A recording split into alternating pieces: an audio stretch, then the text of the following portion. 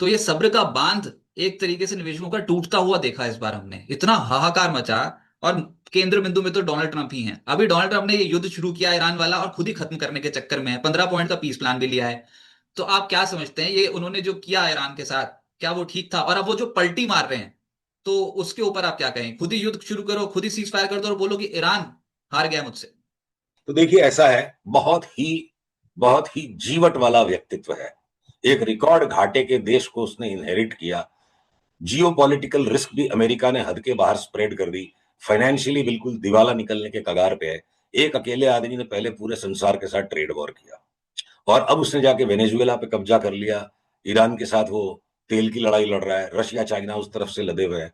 तो ट्रंप के जीवन पर, ट्रंप की बातों पर दोनों तरफ से आर्ग्यूमेंट हो सकता है। उससे बच के अगर हम इस बिंदु पर आए और एक इसको उपहास के रूप में थोड़ा सा ले लें, बात को हल्के में लीजिए, दिल को हर वक्त भारी करना जरूरी नहीं होता है। तो अभी एक मीम फैल गई थी व्हाट्सएप पे कि मैंने सारी दुनिया की युद्ध रुकवाए, मेरा युद्ध कोई नहीं रुकवा रहा है, सारे लोग मतलबी है। तो जो सारी दुनिया की युद्ध रुकवा रहा है, तो ट्रंप फूफा है संसार का। और अगर फूफे ने बारात बिगाड़ी तो फूफा ही सजाएगा उसको।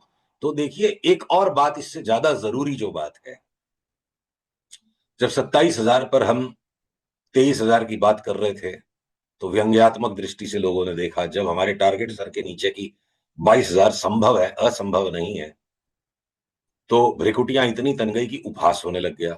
और जब हम पिछले 8 दिनों से पलट गए कि हम वापस 27,000 की तरफ जा रहे हैं, तो भी ये उपहास और व्यंग चलेगा। तो इसका कारण है, इसका कारण है क्या है? देखिए, मन, बुद्धि, अहंकार, ये ये तीन हिस्से हैं हमारे व्यक्तित्व के, जो हमारा अध्यात्म भगवत गीता से बताता है। तो अहंकार जो है, वो मन से जनित जितनी भी हमारी आकांक्षाएं हैं, वो हमारे अहंकार पर प्रतिबिंबित होती हैं, और वापस हमारे मनस पर उसका प्रभाव पड़ता है। तो अहंकार जो है, ईगो जो है, सेल्फ प्रिजर्वेशन का डिवाइस है।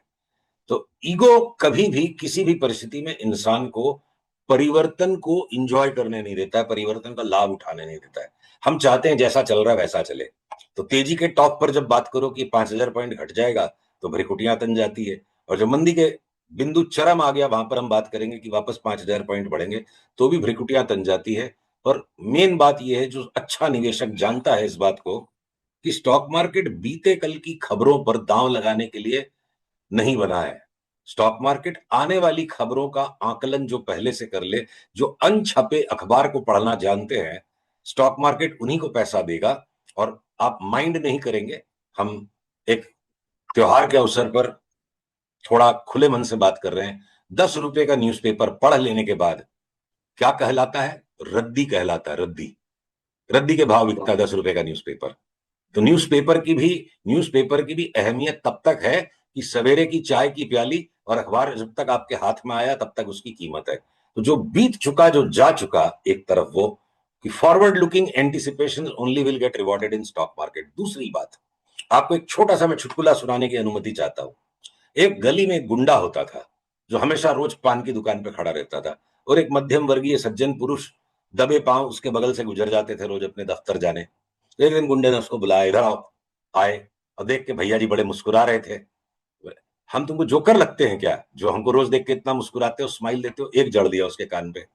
फिर वापस डर के मारे वो भाई साहब गए नहीं कुछ दिन, रास्ता तो ऑफिस जाने का वही था। दोबारा से जब वहां जाना शुरू हुए, तो गुंडे के सामने से एकदम सीरियस चेहरा करके जाते थे। गुंडे ने फिर बुलाया, इधर आओ। फिर एक कान पे जड़ी जोर की। बोला, क्या तुमको मैं पनौती नजर आता हूं जो इस तरह की मनहूस शक्ल बनाते हो? तो देखो, अगर गुंडे को थप्पड़ मारना ही है, उसने मन बना लिया मैं मारूंगा, तो फिर आप मुस्कुराओगे तब भी मारेगा, और आप उदास रहोगे तब भी मारेगा। तो युद्ध का जो मैदान है, विश्व के इतिहास को आप उठा के देखो, 250 साल से जब से शेयर बाजार है, जब जब युद्ध की पहली गोली चलती है, मार्केट वहां बॉटम कर जाता है, क्योंकि मार्केट पहले से युद्ध को एंटिसिपेट कर लेता है। पर अगर इस बार युद्ध को मार्केट ने एंटिसिपेट नहीं किया, और मार्केट पहले से ऊपर चढ़ा हुआ था, तो युद्ध एक बहाना बन गया। तो देखिए, मेन बात क्या है, the news is important, no doubt, but more important is where is the market position.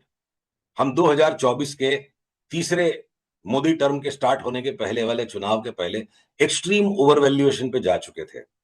जो सो कॉल्ड मोदी स्टॉक्स ने यूफोरिया मचा दी थी। रोज सर्किट नुमा चाल रेलवेज में, डिफेंस में, पीएसयूज में हो रही। ठीक है।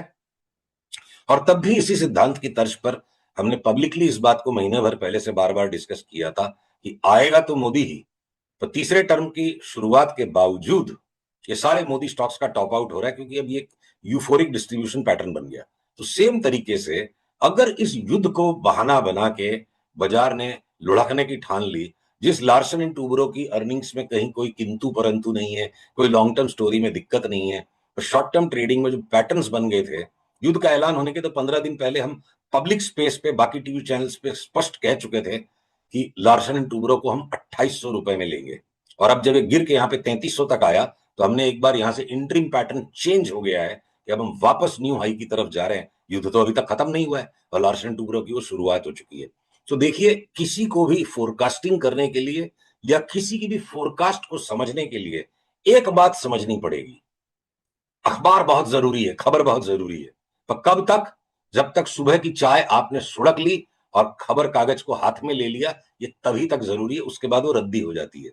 भविष्य का आकलन कर सकते हैं, भविष्य के ऊपर जो दांव लगा सकते हैं और जिनका दांव बाकी लोगों से बेटर होगा, उनको पैसा मिलेगा। और जो लोग अपने वर्तमान को, भविष्य को भूल के खाली भूतकाल में पड़े रहेंगे, तो फिर उनको म्यूचुअल फंड्स में पैसा लगा देना बेटर है, क्योंकि वहां प्रोफेशनल फंड मैनेजर्स भविष्य के ऊपर दांव लगाना जानते हैं।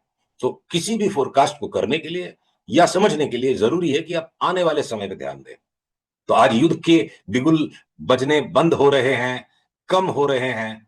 जिस दिन क्रूड का भाव $119 छपा और सारे संसार का पांडित्य ट्विटर पर एक साथ उमड़ पड़ा, कोई ने 150 कह दिया, कोई ने 200 कह दिया। हमारे मोहल्ले का एक पान वाला हो तो बोला, सर जी $200 हो जाएगा।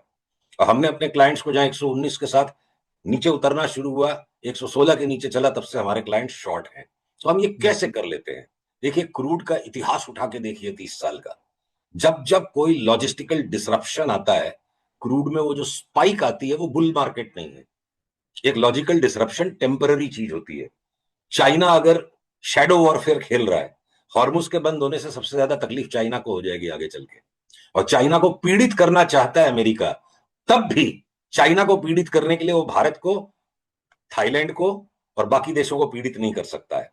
तो ऐसा है कि इतना गुत्थम गुत्था है आज का संसार। मोहब्बत और जंग आज के संसार में दोनों ही इतनी गुत्थम गुत्था परिस्थितियों से चलती है कि A equal to B, B equal to C से ना युद्ध हो रहा है, ना मोहब्बत हो रही, ना शेयर बाजार चल रहा है।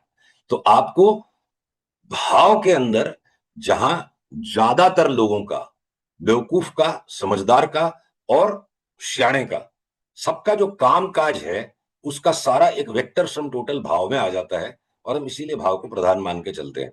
तो अब अगर हम लगातार मेंटेन कर रहे हैं, ट्रंप ने तो फूफापन से उतर के थोड़े बाल संवारने, मीठी बोली बोलना 3 ही दिन पहले शुरू किया है। हम तो 12 दिन से बोल रहे हैं कि तेल का तेल निकल जाएगा, $55 का भाव आ जाएगा, और शने शने उस तरफ हम बढ़ रहे हैं।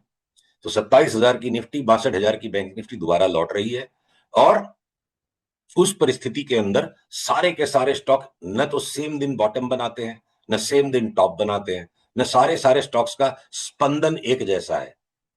सबकी चाल अलग अलग है। शतरंज की बोर्ड पर घोड़ा अलग चलता है, ऊंट अलग चलता है, हाथी अलग चलता है, और वो हमारा काम है खोज के निकालना कि अब की बार ये ऊंट नहीं, ये स्टॉक हाथी की तरह चलेगा।